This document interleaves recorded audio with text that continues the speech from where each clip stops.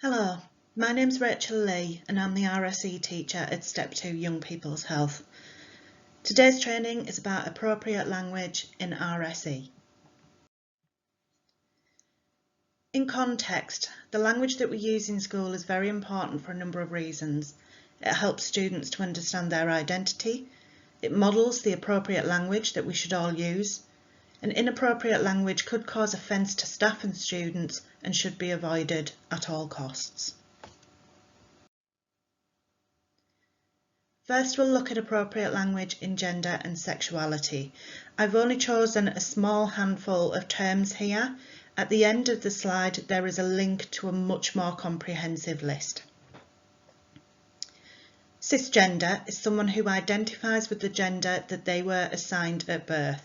For example, if you are born and you are labelled female, you consider yourself female, and you have female genitalia, you are cisgender. Likewise for the men. Trans is an umbrella term for anybody who does not identify as the gender that they were assigned at birth. A trans man was assigned female at birth but considers themselves male. A transgender woman was assigned male at birth but considers themselves female. A heterosexual person is attracted to the opposite sex. Some places use the word straight, especially when we see it on forms and things that we need to fill in. However, the opposite of straight is a slur that has been used against gay people for some time. So it is more appropriate to say heterosexual, but explain to the children what it means because they may never have seen that word before.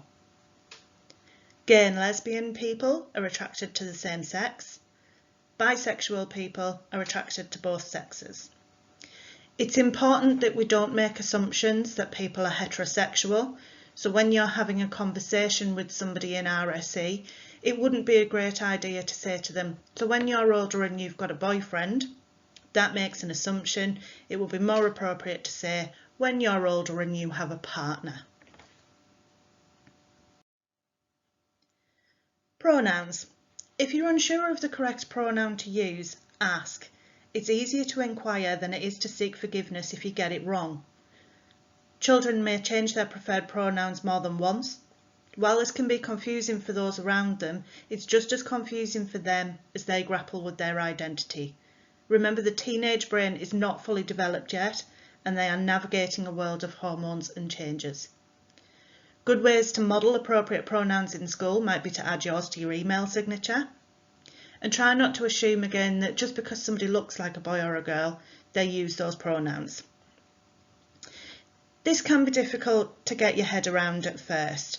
As you can see from the cartoon, we've always been taught that we can assume what a person looks like, therefore that is who they are. However, it's becoming more and more apparent that actually that's not the case. We can't make assumptions about anybody. We should ask if we are unsure. We're going to move on to talk about some terms related to abuse. As with many things in education, the terminology changes and it develops based on our understanding of situations. Child sexual abuse is no different. Please try to be conscious of using the correct terminology because this avoids victim shaming and blame culture. Child pornography. This implies consent. It's no longer considered an acceptable term. It legitimises the images, which are actually permanent records of child sexual abuse. The images or videos should be referred to as child sexual abuse material or child sexual abuse images. Again, child prostitution is no longer considered to be an acceptable term. It implies that the child had a choice. They don't. The umbrella term commercial child sexual exploitation is much more appropriate. And this can cover what we know as previously knew as child prostitution, child trafficking, child forced marriage, child sex tourism, and child sexual abuse material. Someone's making a profit from child exploitation, therefore it's commercial CSE. Revenge porn is a term that we're hearing more in the media, but it's not the most appropriate term. Again, using the word porn implies an element of choice. The person may have consented to the images being taken if they're over 18, but not to sharing them with the world. The appropriate term in this case is image-based sexual abuse. If they are under 18, it is child sexual abuse material, whether or not it's been posted for revenge.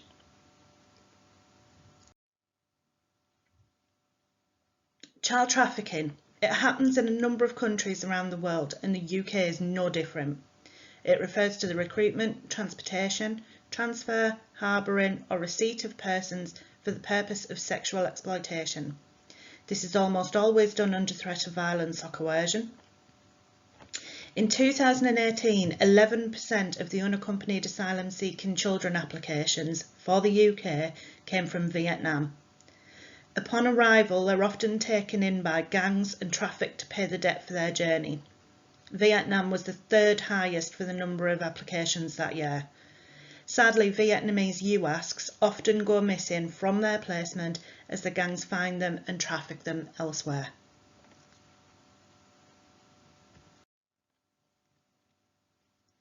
You may consider, when talking about peer-on-peer abuse, giving a trigger warning to the children. You don't actually know what they're experiencing. This could be something that they are starting to experience, something that they've witnessed in their friends, and it can be quite a challenging subject to talk about. Giving a trigger warning at the start of the lesson will allow pupils to think about what they can manage to listen to. Yes, it's important that they learn it, but the last thing you want is a child breaking down in the middle of the class and it becoming obvious that they have this experience. Peer-on-peer abuse is a form of abuse that occurs where there's any kind of physical, sexual, emotional or financial abuse or coercive control exercised between children. It includes bullying, cyberbullying, sexual violence, harassment and sexting. The behaviour in question is harmful to both the perpetrator, who is still a child, and the victim. Behaviour may be intimate or non-intimate.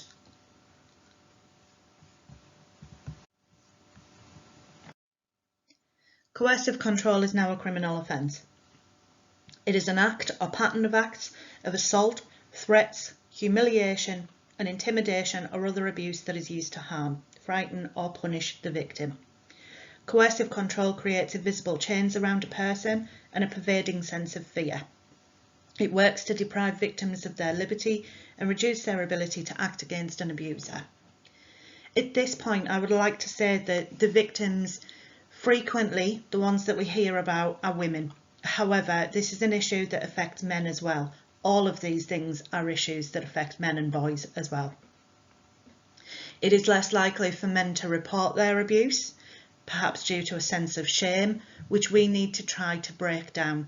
Men are just as vulnerable as women are in these situations.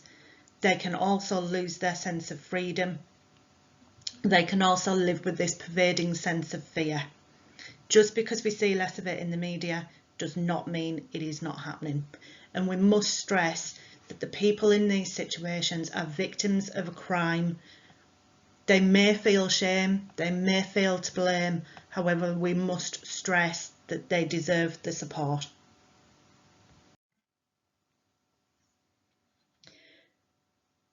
Grooming. This is probably something that you've come across in your safeguarding training anyway.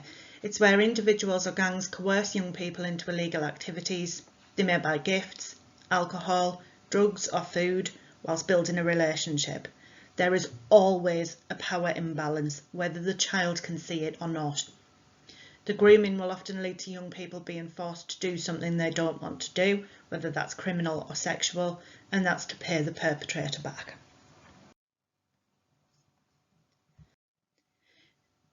There is a lot of unhelpful terminology around child exploitation, and it's simply because there's been a vacuum previously where the appropriate language has not existed yet. Child exploitation has been taking place for a lot longer than any of us realise. It's been taking place for hundreds of years. However, we now have laws to protect the children and to punish the abusers. You can see some examples on the screen of unhelpful terminology. It must be remembered that the children of victims, including those that might have brought others into situations where they are abused or exploited, children aren't putting themselves at risk. They might have been groomed, they might lack a protective environment. Victims of CSE should not be referred to as sexually active, they've been sexually abused. Nobody chooses this lifestyle. They may think that there's something exciting. Remember, the teenage brain is not fully developed yet and they are thrill seekers. So they may think it's fantastic that somebody's offering them alcohol and drugs because it's a new experience for them to try. But they are being groomed and this is illegal. Drug running at the bottom there, that is not an appropriate term. It's not a job, it's not something you can apply for. Children are often pressured into it. Therefore, the child is being criminally exploited.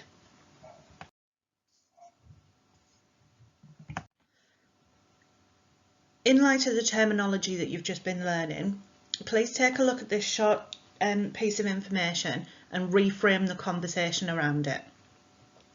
Jasmine, 14, has been involved in CSE. She appears to be getting passed around by a group of men. They take photos of her when she's naked and they may be selling this porn to others. Jasmine has recruited her friends to the group. She used threats of violence to force them into it. She might also be drug running for the group. When you've finished having a go at reframing your answer, please move on to the next slide and you will see the version that I have done. Okay, so hopefully you've had a few minutes to have a go at that. This is an example of a more appropriate way to describe the situation. Jasmine, 14, has been a victim of CSE. It's likely that she was groomed by the gang and is now being trafficked for sex. The perpetrators have committed image-based sexual abuse by taking pictures of her and they are selling this as child sexual abuse material. Jasmine's been coerced into peer-on-peer abuse and other children are now being abused as well as Jasmine. It's believed that the gang are also forcing her to sell or transport drugs. This version of events takes the blame away from Jasmine. She is a child who is being exploited. She is a victim. And this passage makes that more clear than the last one did. If you require any further support around the terminology that's been used today, you have the contact details there for the Step 2 organisation. You have my contact details there if you'd like to get in touch with me about anything further. There's also a link to our Step 2 mailing list, which everybody is welcome to sign up to. There's some basic terminology on one of the slides there, and there's a comprehensive list of terminology from Stonewall underneath. If you feel that you need any further support with any of the terms used, please feel free to refer to any of these places or to come to myself for further information and guidance. Your RSE lead will also be able to support you, as will your designated safeguarding lead. Thank you.